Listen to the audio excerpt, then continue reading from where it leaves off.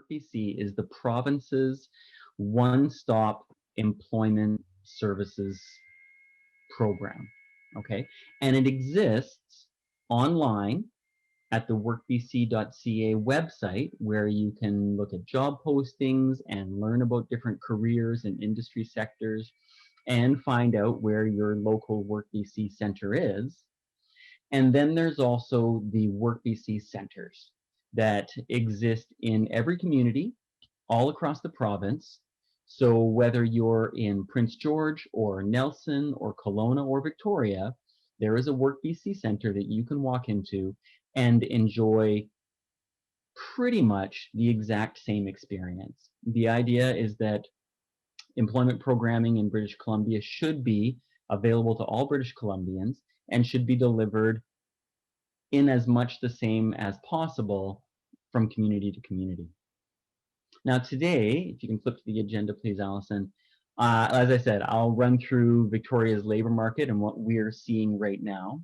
And then, as you see below that, I'll talk a little bit more about WorkBC, a WorkBC case manager and who that person is, how they can help you. I'll talk about some of the really exciting programs that we have available to support people in finding their career goals. And then I'll talk about how you can get started with WorkBC and contact the centers. And then we'll have some time to answer some questions. So Victoria's labor market. There are, of course, in every community, different sectors that are larger or smaller, depending on the community that you're in. In Victoria, the single largest sector that is that employs the most people is the government and government services sector.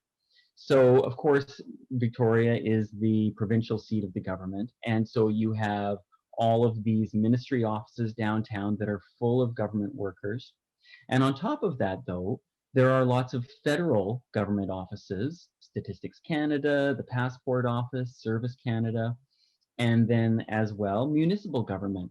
So there really is a lot of office administration level career opportunities in Victoria. Now, these are competitive opportunities.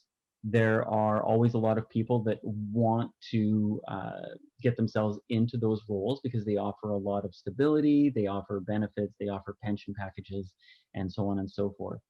But I will speak as well about how COVID has affected each of these industries, and government, for one, has been unaffected entirely. A bunch of us have gone home to work in our home offices, but really, other than that, the business of government has gone on and on.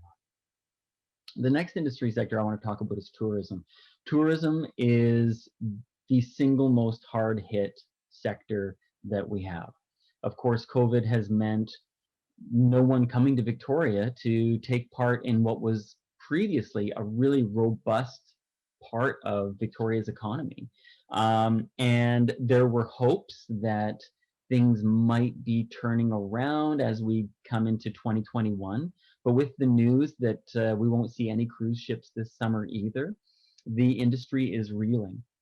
And a lot of folks who did previously work in tourism, tourism operators, in management, in marketing and promotions, have had to leave that industry and look for work in other sectors. Healthcare is another really strong industry in Victoria. Victoria's population continues to age, and while there are young families moving here and having kids and raising families, that does not outpace as this population ages. And so there's a lot of work in the local hospitals and in private healthcare settings as well, especially with the new COVID restrictions announced in 2020, where no longer could a healthcare assistant bounce from one private home to another. They now need to be pretty restricted to just working within one setting. And so that's meant that they've had to ramp up their hiring even more. And this is a sector that, especially when it comes to specifically healthcare aides, which are the people that work in these, privatized healthcare settings, and in going out to people's homes, They can't find enough people. This is the single biggest push by the provincial government to try and recruit more people into considering being home care aides as an occupation. We don't have enough of them, and people's care is starting to deteriorate as a result. There are really desperate measures going on right now, especially in Vancouver and Victoria, to find more people. Another sector in Victoria is education, and besides, every community has their school district, but Victoria also has three post-secondary institutions, public ones: Royal Roads, Camosun College, and UVic, as well as Sprott Shaw, Academy of Learning, and other private post-secondary institutions as well. So there are, again, this is a really robust industry in Victoria with lots of employment opportunities, not only for professors and teachers, but also as childhood educators, as education assistants, and of course all of the administration roles that go along inside of the school district and in those post-secondary institutions as well. Allison, if you want to flip for part 2, I'll talk about construction. People want to live in Victoria, and they need places to live. And so, especially in Victoria proper, what you're seeing are more and more of these, sort of high-rise condo towers going up. And this hasn't stopped as a result of COVID. There was a brief delay where some companies, slowed or stopped construction while they worked out how they were going to maintain a COVID-safe workplace. But now they're right back at it, and the concerns that they have are the same concerns they had a year ago, 2 years ago, 5 years ago. There are not enough skilled tradespeople. Okay, so these are Red Seal ticketed journeyman level tradespeople, and similarly, they can't find enough entry-level tradespeople either. And so the wages for an entry-level tradesperson to just walk onto a work site and be a laborer and literally just start by moving building supplies from one part of the build site to another part, and even picking up loose nails off the ground. I mean, these are positions now that pay upwards of $18, $20 an hour to start. Information technology is a really, really exciting and a bit mysterious industry sector in Victoria. I don't think that most residents of Victoria realize how large this sector is becoming. It's easily the fastest growing industry in Victoria. And employment rates just in the past year, while every other sector has been impacted to one degree or another by COVID, has actually seen growth rates of 50%. And if you think about it, because I had questions, how is that happening? The reason it's happening is because people have been home, like me, unable to do the things I would normally do socially for fun. And so I'm on my phone. I'm on my son's PlayStation. I am playing games. Our company has needed business solutions to delivering service virtually. And so the need for online content, e-content, IT solutions has meant that actually Victoria's IT industry has really grown and expanded. And they're another industry that struggles to find enough talent locally. And so if there's not enough homegrown talent coming out of the University of Victoria and the post-secondary institutions, they go to Vancouver. But there's a big IT community in Vancouver that's already taking all of that talent. So they've started to go to Calgary and to Ontario and Montreal and try and poach their homegrown talent to move to Victoria and work here. And even that is not filling all the gaps. And so I talk to more and more IT companies that are recruiting internationally now. The retail sector. And the retail sector is one that did take an initial hit as a result of COVID. The stores closed. People tried to do all of their shopping online. That has turned around. The retail sector in Victoria had a profitable Christmas, but there are sort of fewer in-store opportunities, and a lot of the flat line of employment rate that we see here is a result of people transitioning to more, as I say here in my notes, supply chain and delivery services. So, as an industry, it's remained flat, but the kind of occupations within the industry have changed a bit. And finally, food service. So this is another pretty hard hit industry. However, I will say that looking at the numbers as we came into November, December, and now January, it would appear as though most of the employees that were initially laid off as a result of COVID have gone back to work. Now, again, there have been some different roles. There's more, door-to-door delivery. There's more takeout service. But really, this is an industry that has somehow managed to survive COVID and stay viable. There are still certain pieces of it, such as event catering and things like that, that have been hit and don't see any way to climb back until we can have large in-person events. But for the most part, this industry stayed pretty steady. Now that's my picture of the Victoria economy broken up into sectors. And it's a sample of, I'm presenting it to you for your information, but I also want to brag a little bit. This is the kind of information that we keep and utilize with Work BC. We like to think of ourselves, along with our partners such as the South Island Prosperity Project and the Victoria Chamber of Commerce and the City of Victoria and the Downtown Victoria Association, and then the Tourism Board. We try to be experts in the local economy because we need to know what's happening in order to best support you and your goals. And so how can we do that? Allison's going to flip the slide. So this is how we do that. Accessing WorkBC services begins with an online application, okay? And this is fairly simple. However, if you look at the bottom of my screen here, if you need any help with it, you can contact us directly, and our contact information is coming at a later slide, and we will try to support you, okay?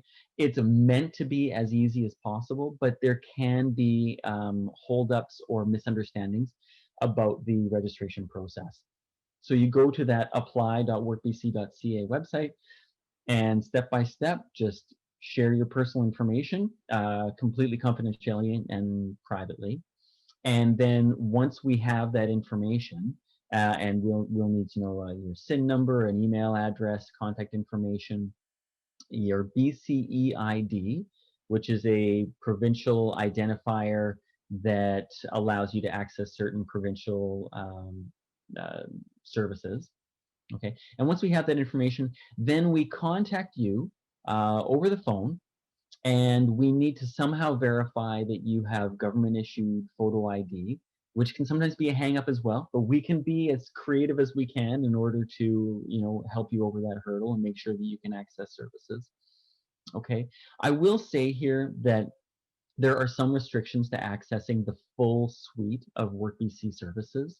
Of course, there's no restrictions to accessing the website, but in order to access, the actual WorkBC Center and to have your own employment counselor and get access to some of the programs that I'm going to be talking about as we move along here, you do need to be a Canadian citizen or permanent resident, or be moving towards being recognized as a permanent resident, okay? Please don't think, oh, I'm not a permanent resident yet, so I guess there's nothing here for me. That's not true. There are still services that we can make available to you, and I really hope that you contact us to see if you're far enough along in the process where we can start to deliver service. WorkBC in general is an underutilized service, not just in Victoria, but across the province. Okay, there's a lot of help that we can provide to support you in finding a part-time job, a full-time job, your dream job, whatever you come in the door saying that you want help with is what we're going to help you with. Go on to the next slide. And that starts with your case manager. So when I said that we will call you and make sure you are who you say you are, and we schedule an appointment, that appointment is completed with your case manager. The case manager is going to spend an hour, hour and a half with you, either over the phone or over your computer, in some safe way. And that could mean in person, although we're trying to minimize as much of that as possible. And that case manager is going to meet with you with the sole purpose of trying to find out how we can help you. Okay, what is your story? What do you feel like you're up against? And then what kind of plan can we put together with you to help you get to your goal? Okay, the case manager is going to tell you about all the services. The case manager is going to register you for workshops. The case manager is going to let you know about exciting job postings that they've seen that you could apply for. So this person is your employment counselor, and it's a really valuable relationship that you can develop. In the next slide, I want to talk about the workshops. Now, we have a lot of different workshops that we offer. They've all moved to online right now while COVID is going on. We don't want to have classrooms of people meeting together. But there's, as you can see down the list there, a lot of things that we coach via workshop. And I really want to encourage anyone to make use of a workshop. I mean, you're already signing up for a webinar today, so clearly you understand the value here. But to be part of a virtual workshop where you're not only going to just be receiving information delivered to you, but have an opportunity to share and collaborate and network with other people who are similarly looking for work, and maybe they have a contact that could become a contact for you. It's someone that they know, and maybe they can't support them in their job search, but it could be just the person that you need to meet or be introduced to. This is the value of workshopping. On the next slide, I'll start talking about some of the more valuable services that we can provide. When you're working with your employment counselor and you and your employment counselor come to a point where you realize that you're not just going to be able to, shine up your resume and get the job that you need, then we start talking about some more powerful programs that we have to offer. And one of those is training. We can pay for people to go back to school and get the training that they need in order to pursue the occupation that most makes sense for them. Now, this is a collaborative decision that gets made with you and your employment counselor, because we need to present a case to the government that you should be funded in order to complete whatever certification you require in order to enter your occupation. But this can be really open-ended. There's not just a list of 4 things that we can pay for. We can pay for nearly anything that we can show is going to get you back to work happily and securely. Okay, so it could be industry safety certificates like food safe or first aid or traffic control. It could be something more substantial like a 2-week first aid course to enable you to be a first aid person on a work site, or class 1 driver training. It could be even longer certification. It could be 6 months to a year, even beyond, in order for you to work as a healthcare aide, as an office administrator, as a tradesperson, as a community support worker, or any of the other certificate diploma programs that are available in Victoria. We would pay the tuition. We would pay the books. We would pay transportation and childcare and living supports, and you pay back zero. This is not always available for everyone. There are eligibility requirements, but it is an exciting and powerful tool that WorkBC has in order to support you in achieving your goals. The next slide talks about self-employment. There are folks who come to us and have really good skills, have really good experience, but for whatever reason, and there can be a lot of reasons, there's not just an easy occupational match that we can make for them. And where that person is entrepreneurial and has a business idea that would enable them to be self-sustaining, we can support you in exploring that idea. And that would be coaching towards the development of a business plan, mentorship around where to find funding and support with certain aspects of running a business that you may not be strong in.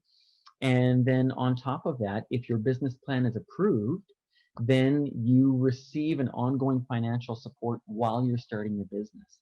And this is the investment that the province wants to make in you gaining your self-sufficiency. Businesses in the first year usually fail. And they usually fail because every little drip and drab of income that comes in through the business oftentimes goes to pay for rent at home and food bills and keeping the lights on, and that those drips and drabs don't get reinvested back into the business.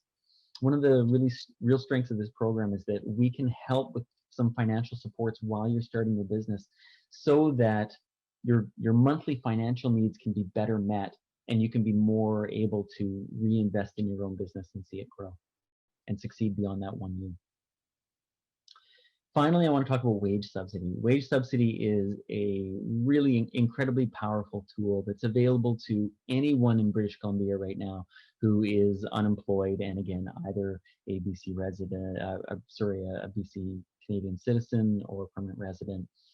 Wage subsidy is a program whereby an employer who is willing to take a chance on you, where you maybe don't have all the certification they want, enough experience, or all the experience that they're looking for, but we can subsidize your job, where we'll pay the employer half of your wages for them so that they can better rationalize bringing you on board. So they meet you, they really like you, they wonder to themselves, why, it's going to take me a little bit longer though to train this person up to where they're going to be able to really succeed in the role.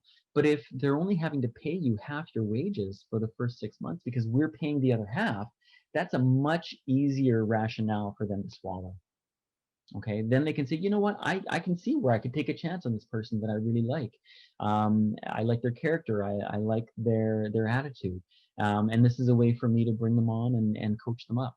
Really, really exciting program, and we see a lot of really successful matches right now.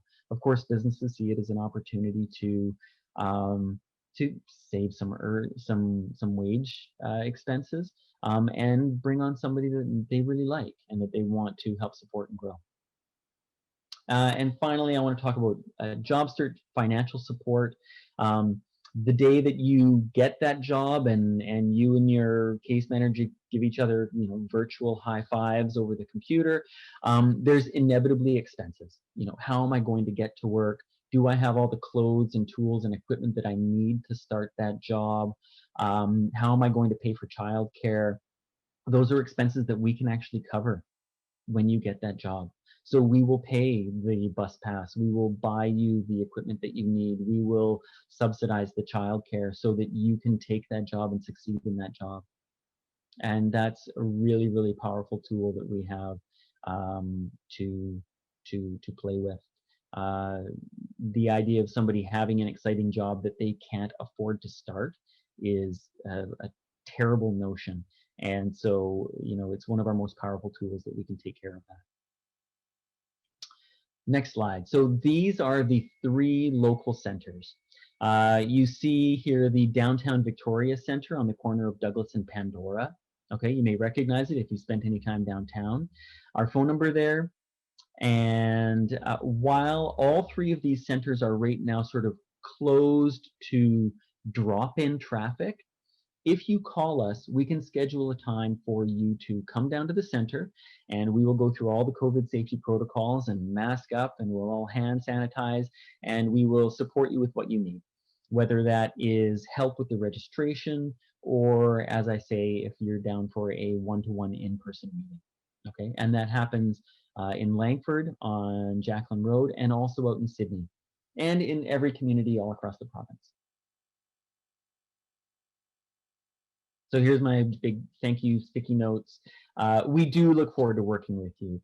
I hope I can answer any questions that you have. And if you haven't already thought to give us a try, I really hope that you do. There's a lot that we can provide. And as I said, not enough people are taking advantage of what we have to offer. Great. Thank you so much, Michael. I'm going to get back on video here. This is fantastic.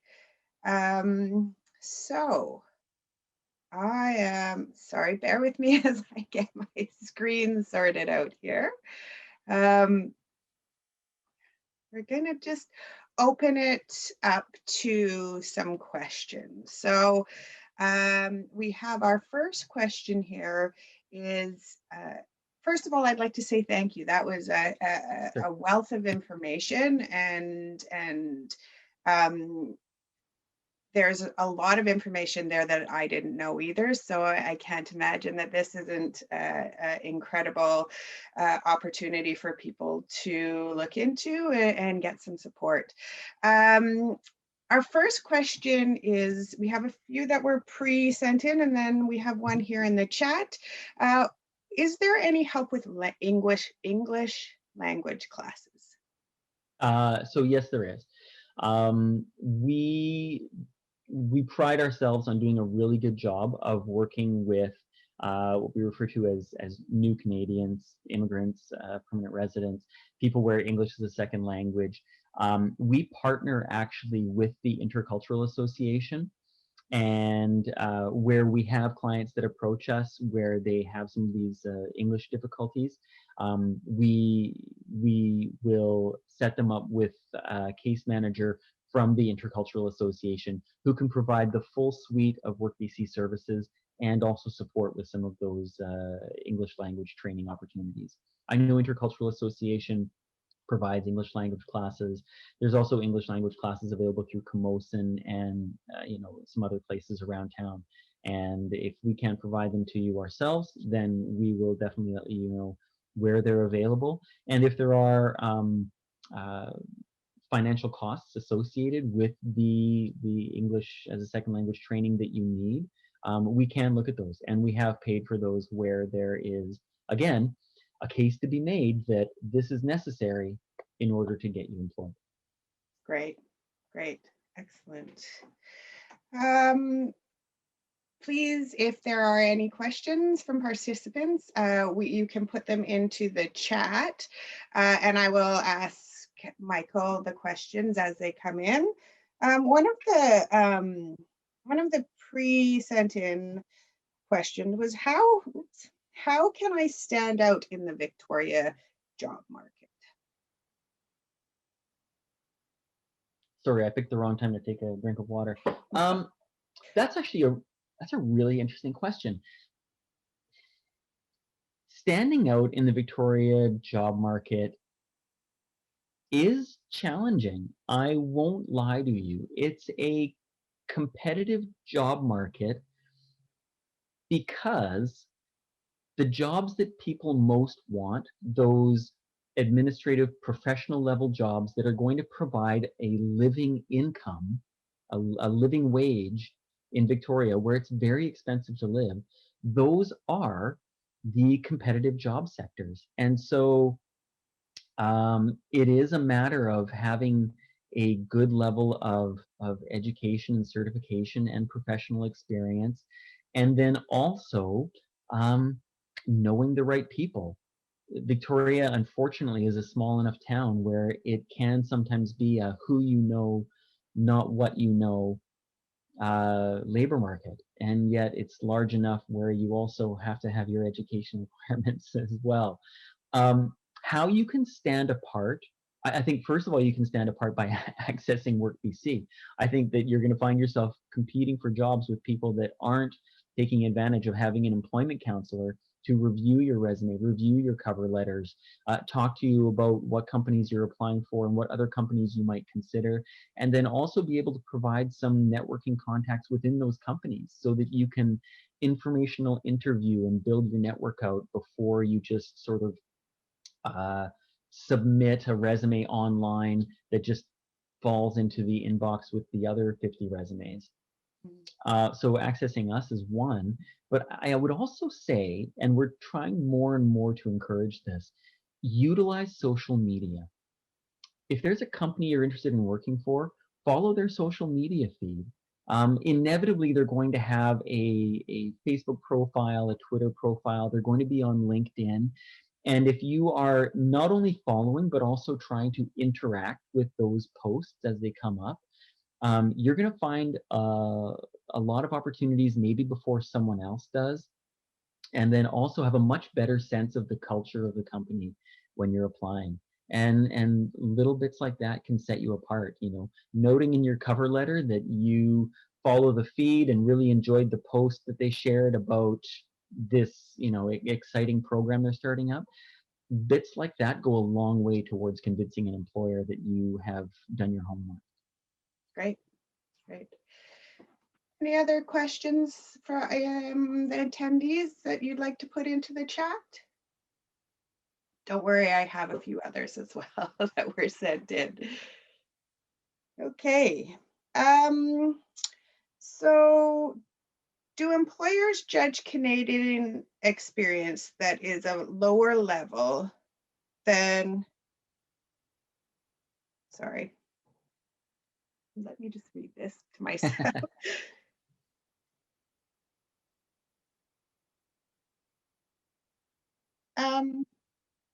I think what it's at, oh, I think the question is asking,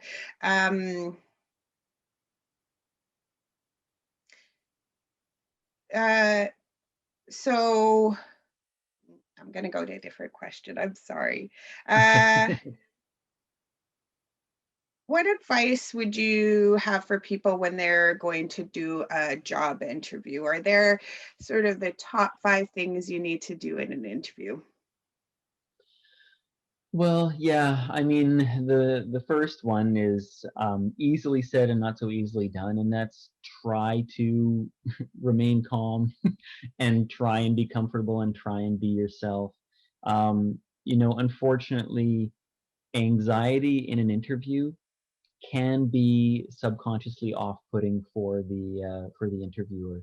And as much as we all recognize that, of course, you're going to be nervous coming into an environment like that, the more that you can seem confident and cool and collected, it goes a long way.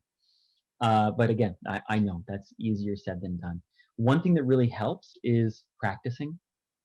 Practice for your interviews, okay?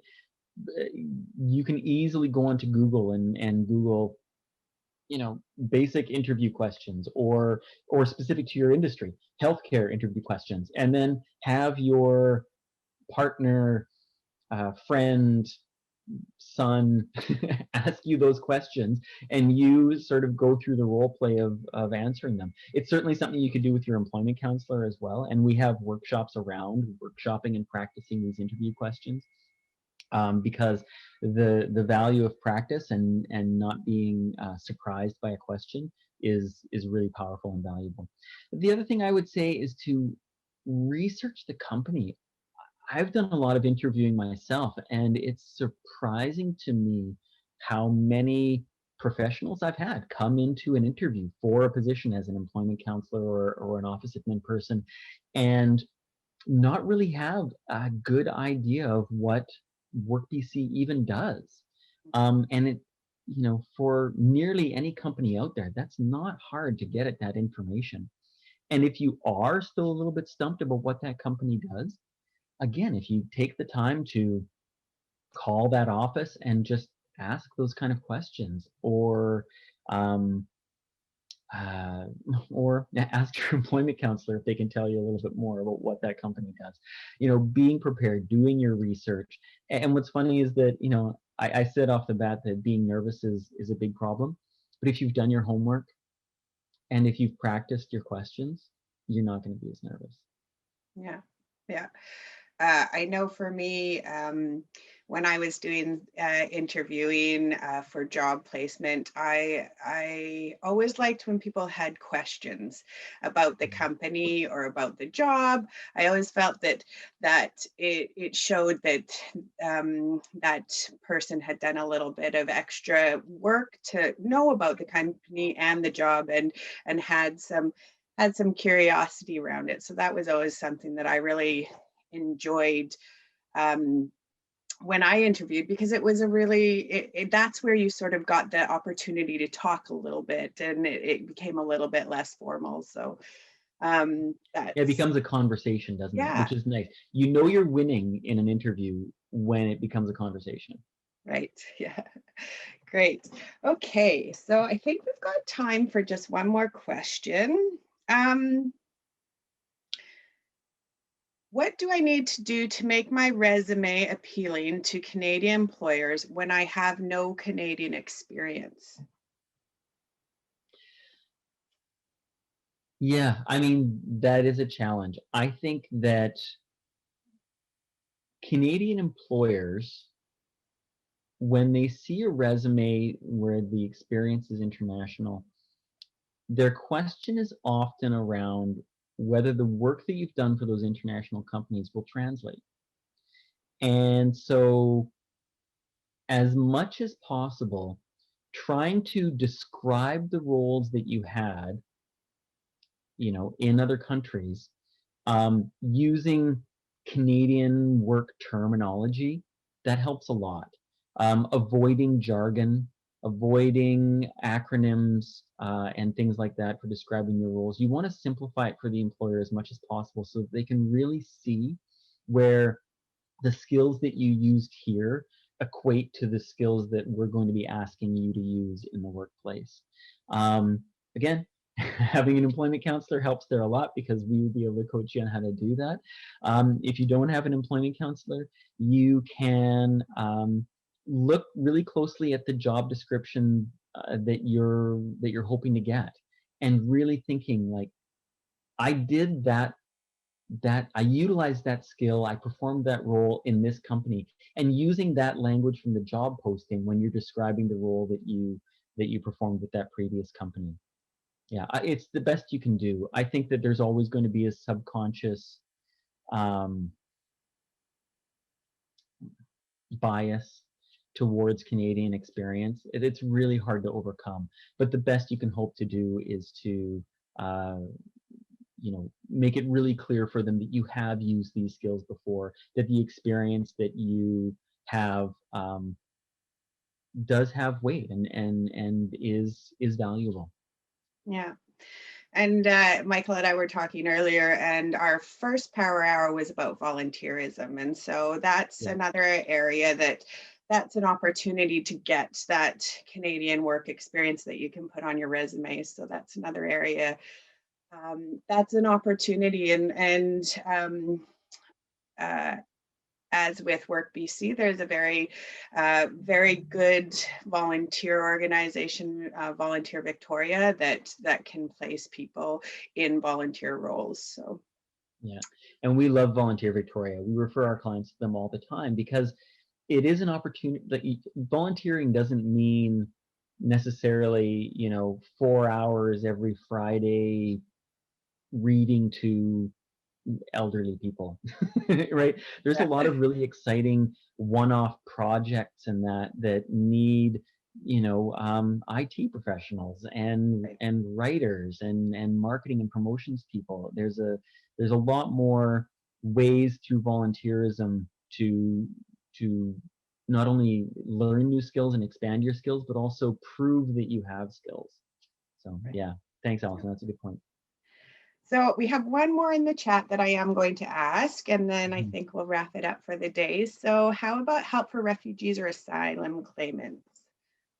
Yeah, so as I said in the beginning, there is a limitation to accessing the full suite of what Work BC has to offer. You do need to be a Canadian citizen, or permanent resident, or be pretty close to being approved as permanent resident in order to work with a case manager.